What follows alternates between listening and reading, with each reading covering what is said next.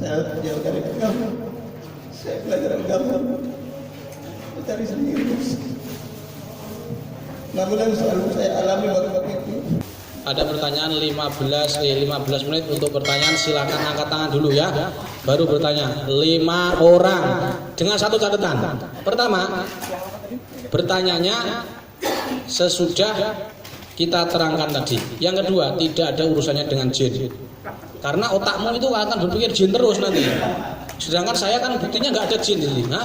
Maksudnya nggak ada jin, dalam Quran nggak ada kesurupan. Ngapain ngomong ke situ terus? Nanti otakmu itu loh pikirannya rukyah kesurupan. Kalau nggak jin nggak bisa sembuh. Lah itu namanya mengecilkan makna syifa dalam Al-Quran. Said Al-Khudri ya, dia sangat jengking bisa kok. Ya.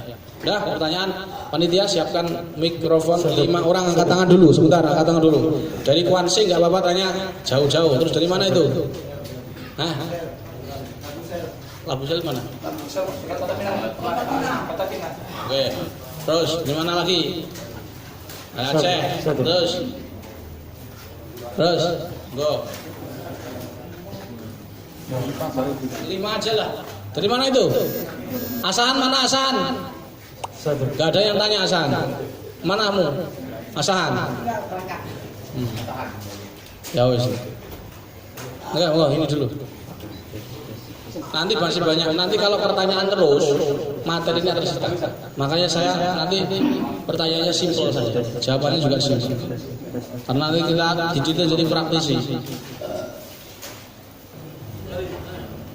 Assalamualaikum warahmatullahi wabarakatuh. Kita bersama. Saya ingin menanyakan bagaimana cara menghilangkan was-was setelah dengan ru'yah butuh waktu beberapa hari untuk memaksimalkan menghilangkan was-was. Saya sudah tahun-tahun sulit sekali menghilangkan was-was. Ketika wudhu, ketika sholat, baca bismillah kadang-kadang lidah ini sulit untuk mengucapkan bismillah. Was-was ya, was-was kadang-kadang mencelah dulu.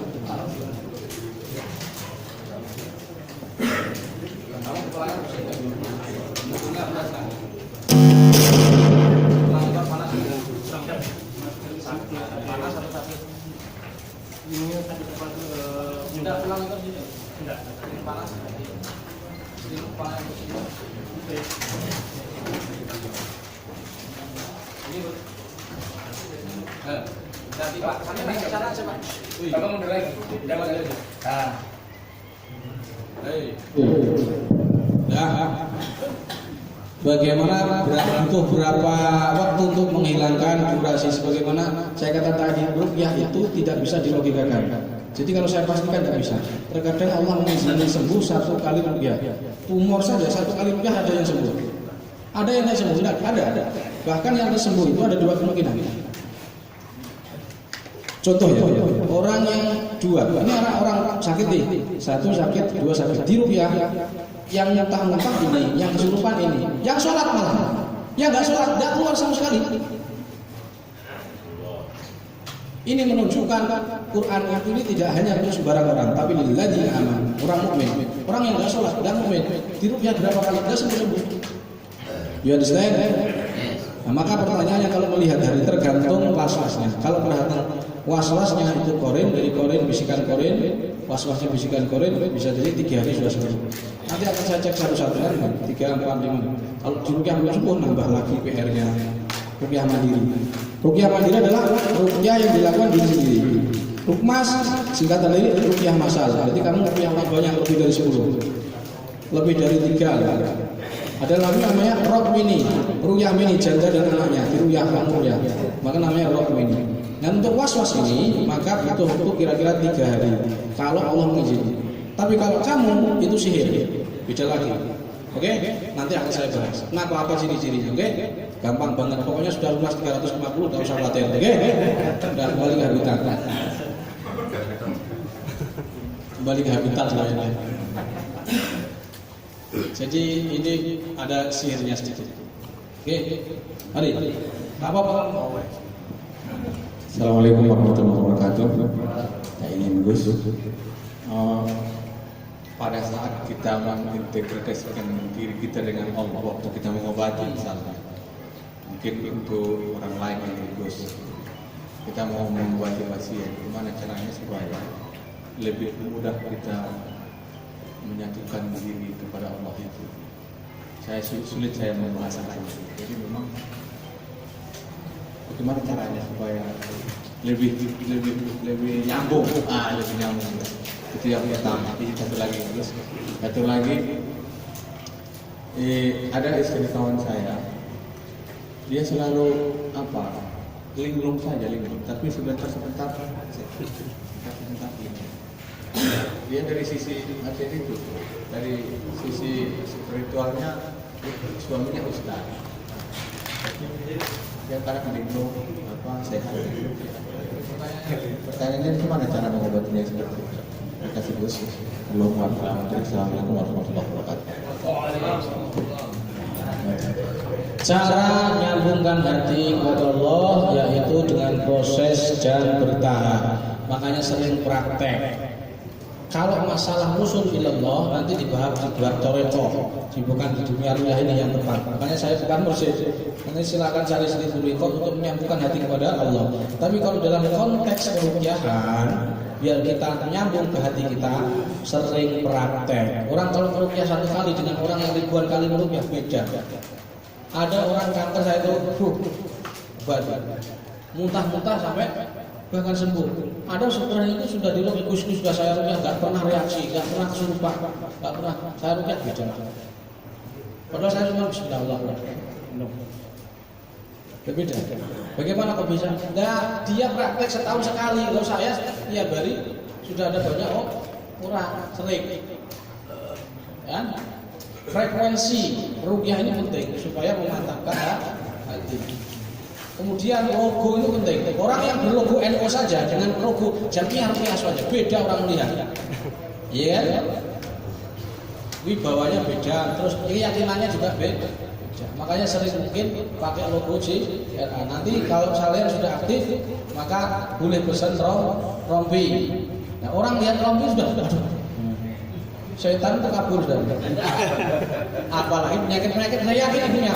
Saya yakin Ustaz ini bisa rukyah. Atau saya yakin ini orang yang petani sawit ini bisa, orang perukyah ini bisa rukyah, tapi pekerjaannya nyambi sawit. Bukan orang sawit yang bisa rukyah. Kenapa? Karena sering pakai otoritas. Jadi penting nih. Jadi satu yaitu sering nyambung. Ini dalam dunia rukyah ya. Kalau masalah rohani itu orang-orang tasawuf, orang-orang sufi yang harus paham. Jadi dalam konteks kebiahan, pertama kamu harus sering praktek. Karena ini baru satu kali. Kayak wajar, nggak nyambung. Yang kedua, sering mungkin otoritas sebagai perukyah itu harus ditingkatkan. Jangan tinggalkan minimal logo lah, aktivitas kalian jangan itu aja. Kemudian yang kedua linglung ini tergantung rukyah. Apalah sukmanya hilang nanti akan ada lagi. Apakah dia itu sukmanya hilang atau modal masuk setan atau sihir atau penyakit linglungnya karena depresi. Kalau depresi namanya ada metode akhdul lawai, mengoptimalisasi alam bawah sadar.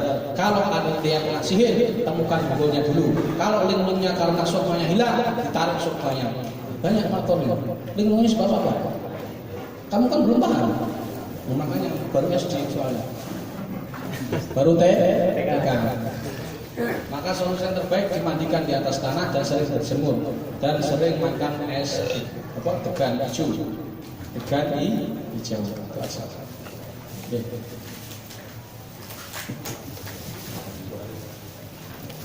Assalamualaikum warahmatullahi wabarakatuh. Poin yang ingin saya tekankan, metode yang barusan Ustaz gunakan itu kan untuk medis, umumnya medis, psikologis ya, psikologis dan medis. Itu Ustaz apa memang bisa untuk seluruh kasus medis dan psikologis bisa digunakan teknik itu? Kemudian pertanyaan yang kedua, kalau misalnya tidak terjadi reaksi dengan metode itu penyebab si pasien itu kenapa? Baik, jadi ini untuk psikologis dan medis yang paling tepat, yang menurut saya paling cepat. Bukan berarti ini yang utama, paling cepat. Yang utama itu seluruh metode yang diiringi kesabaran itu yang bagus. Tidak ada tindakan baik-baik, tidak ada metode yang lebih sabar. Tidak ada metode yang lebih baik, yang lebih bisa. Catat yang paling pentingnya gede catatannya. Tulis. Kesurupan, sering kesurupan apapun kasusnya. Santet, entah linglung, tidak ada metode yang lebih baik dari sabar. Saya pun bisa mediasi, raga soma, alah kecil-kecil itu. Tapi nggak ada yang lebih baik daripada sabar. Sebagaimana Allah katakan usta'in bisabri was. Ya, orang-orang dikira saya tidak punya mediasi, akhirnya kamu soal Gus, ini saya ada, ini belajar ini. Pengen dimasukin sih. Datang ke saya. Dan kamu siap atau enggak nanti? Siap. Orang 10 masuk bang, puluh kesurupan semua. Tapi bagi saya itu main-main. Tidak baik seperti itu. Sudah dibilang ini kalau darurat tidak benar. Raga sama orang Nasrani pun bisa. Tidak perlu merasa ampuh.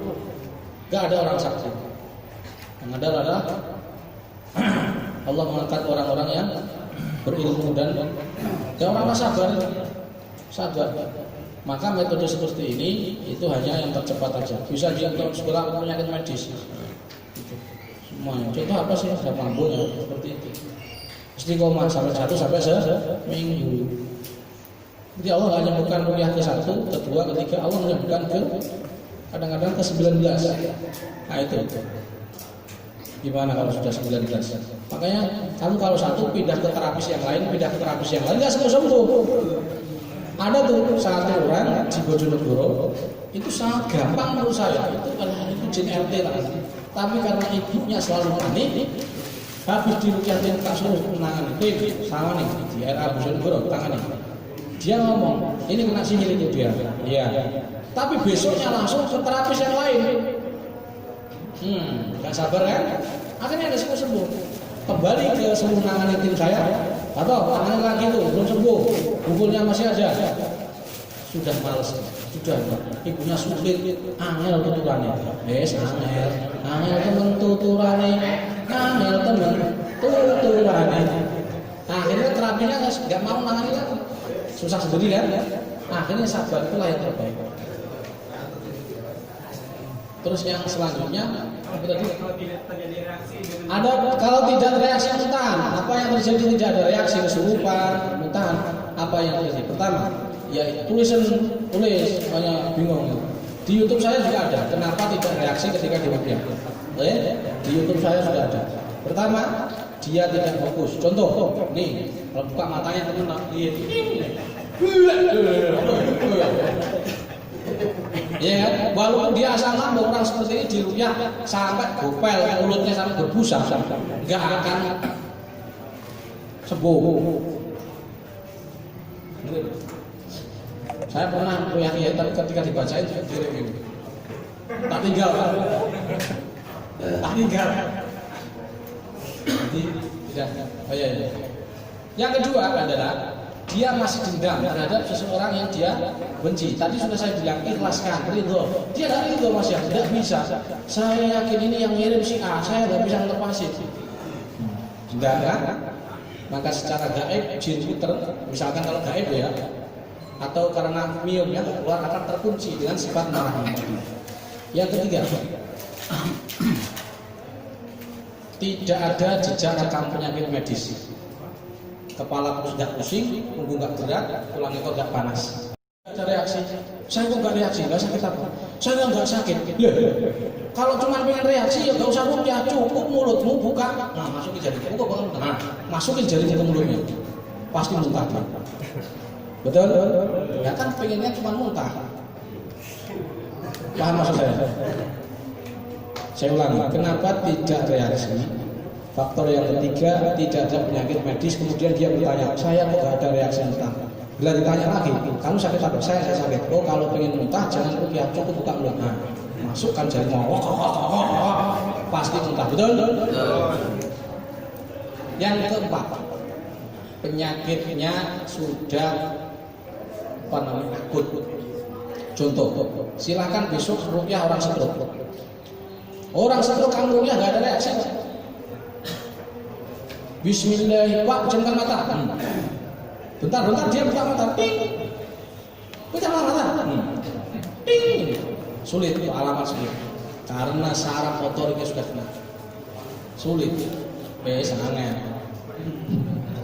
Bagaimana solusinya? Di buku sudah ada, mulai halaman 16 sampai 28 itu semua penyakit medis. Lihat, jangan lihat saya, lihat buku. Di situ keterangannya setiap penyakit medis bisa diruqyah. Cuman harus sinergi dengan herbal. Contoh, orang lapar bisa diruqyah enggak? Nah, ya tidak ada sunatullah. Orang makan lapar itu makan. Jadi setelah diruqyah ya makan dulu baru tapi kan kenyangnya karena makan. Sunatullah karena. You understand? Begitu juga orang kena kanker dan penyakit medis lainnya, karena kanker saraf pecah, ya, pembuluh sarafnya pecah, maka kita harus pakai herbal yang sifatnya mendinginkan. Kanker harus punya herbal yang sifatnya killer, sambiroto yang pahit-pahit itu. Jadi kenapa? Karena sunatullah tetap berjalan. Beda penyakit non medis. Penyakit non medis ketempelan kepala pusing, yang nempel dibuang, kepalanya sudah enak. Karena tidak main sunatullah. Kalau penyakit medis main sunatullah. Paham tak? Contoh penyakit ain, ini Nabi mengatakan inna aksaru ma yamutu min ummati ba'da qada'i illa wa qadarihim bil ain. Kalau orang itu ya mati, kebanyakan umat kebanyakan mati itu setelah qadarnya Allah karena ain. Jadi ain itu di luar takdir. Artinya di luar ketentuan Allah. Jadi kalau ada yang diingini ain dengan takdir maka la sabatul ain kata Nabi. Itu ain. Artinya kalau di luar fitrah Allah itu biasanya penyakit gangguan gaib. Artinya gangguan gaib itu tidak berlaku fitrah. Kalau medis berlaku fitrah. Makanya penyakit medis harus diobati, wajib disinergikan dengan herbal.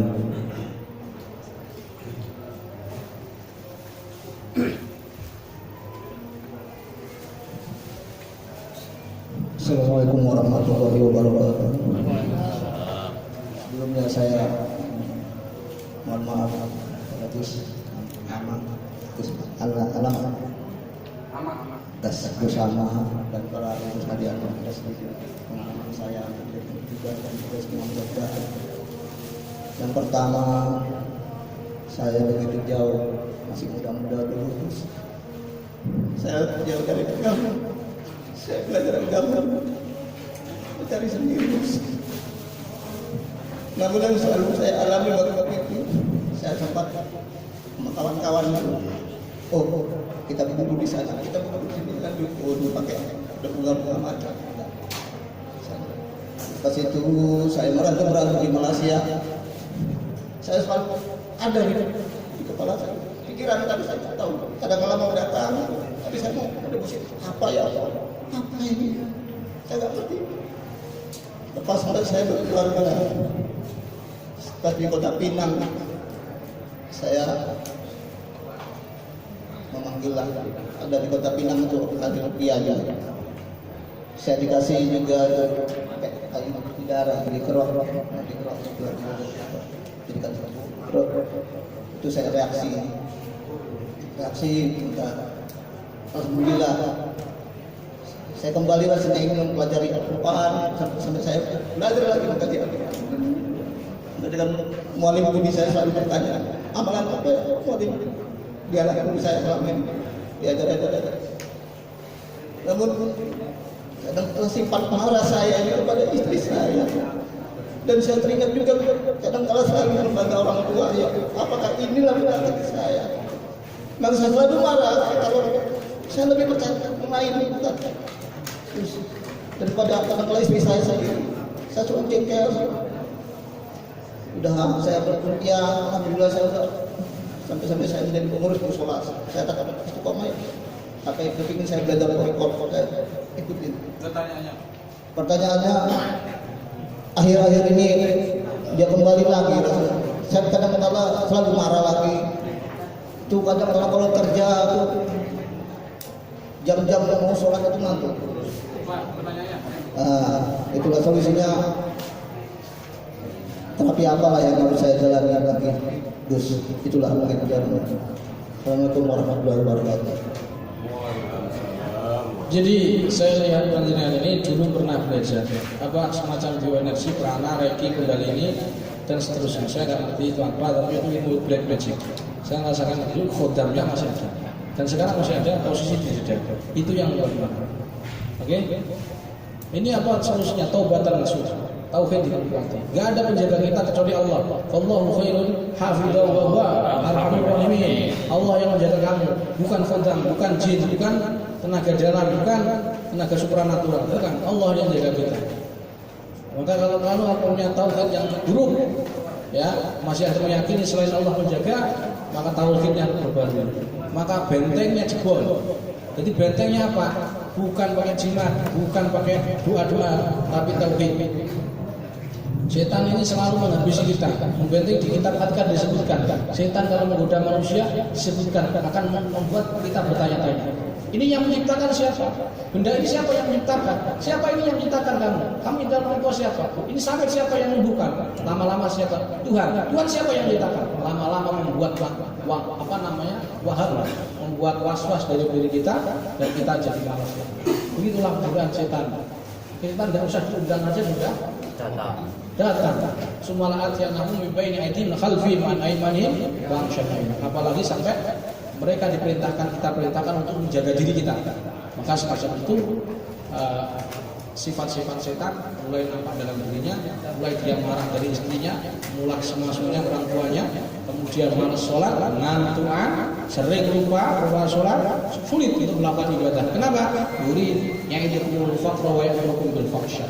Setan itu membuat kamu fahsya, melakukan buka, yaikumul faqra, membuat kefakiran, kerja juga malas dan sebagainya. Sulit, sangat sulit.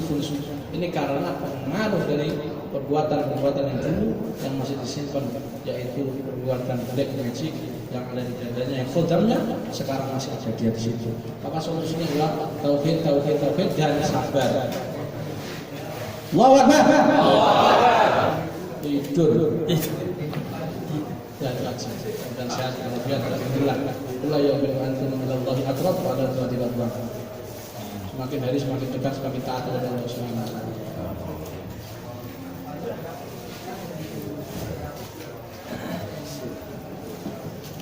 Assalamualaikum warahmatullahi wabarakatuh. Waalaikumsalam. Ini ada yang saya tanyakan. Saya pernah membawa orang di rupiah. Boleh. Enggak, saya dibawa ancaman ke tempat rupiah. Ya kan, tukang ustaz rupiah. Orang ini kadang-kadang ngomel-ngomel sendiri, macam-macam sendiri ya begitu. Sehingga kadang-kadang emosinya mengangkat, marah-marah, atau mau alasannya. Bawalah ke tukang rupiah. Tapi seperti tadi sampaikan, dia tidak ada reaksi, malah tidur dia. Orangnya tidur, nggak ada suaranya, tidur ini. Ya kan, jadi nggak ada reaksi sama sekali. Pertanyaannya apa? Nah, pertanyaannya yang begini itu, rupiahnya gimana tuh kalau kita terapkan? Kemudian yang kedua ini, saya bertanya begini, saya sendiri lah, saya kan banyak penyakit, ada penyakit pinggangnya ini, udah kira-kira 10 tahun ada. Ya pegel nyeri, kadang-kadang dibarengi dengan belakang. Lalu reaksinya apa? Jadi reaksinya dia berkali, ya tadi kita aja, saya gitu. Berobat ke dokter nih, jam 5 di USG. Bahkan semuanya dokter spesialis ginjal, pinggang, bahkan profesor. 2 dokter itu kristal ginjal ya. Seperti itu. Dan dokter yang lain tidak ada penyakit. Saya tanya, kamu mau pernah makan buntalan nggak? Buntalan sesuatu yang dimakan nggak? Entah itu minyak, entah itu roti. Kayaknya nggak ada. Tapi hampir lupa lah. Dan di pesantren dulu, sama kawan-kawan kadang-kadang gabung juga kita. Mungkin kalau minyak. Nah, enggak. Harusnya apa gitu? Ya, solusinya. Yang pertama orang linglung sampai ngoceh sebenarnya di rupiah ada reaksi. Jawabannya seperti tadi, kembali tadi penyakitnya sudah akut. Tadi kan kalau dengarkan dengan baik sudah terjawab. Jadi kalau sudah akut, poin yang keempat di rupiah nggak ada reaksi. Solusinya bagaimana? Ya dimandi 1 sampai 1 hingga 2 bulan. Maka perlu rehabilitasi. Nggak bisa sekali rupiah, kurang gila itu. Gilanya karena faktor psikologis ya, bukan ketempelan. Tempelan sekali rukyah, tempel beres. Tapi kalau faktor syarat itu masuk medis ditahan. Karena sunatullah tetap berjalan. Beda kalau tempelan, tempelan tarik jinnya sehat lagi. Yang pusing tadinya sehat lagi. Ya, ini ya. Jadi karena sudah akut, malah tidak ada metode yang lebih bisa satu kali 2 rupiah. Udah kamu sekarang besok itu kalau rupiah, jangan kasus berat dulu, enteng-enteng, asam lambung, asam aurat, jangan kasus gila, tapi bingung nanti gila sendiri keluar. Asam aurat. Iya. Asam aurat. Nah, besok langsung praktek diawali keluarganya sendiri. Oke, siap? Ya. Yang kedua tadi pertanyaannya apa? Oh ya ya, beliau ini kena gangguan non medis tapi tidak mengetahui. Nanti tak dengarkan nanti cirinya. Saya tak tahu non medis dari mana. Gampang. Akan saya tunjukkan setelah pariwara berikut ini.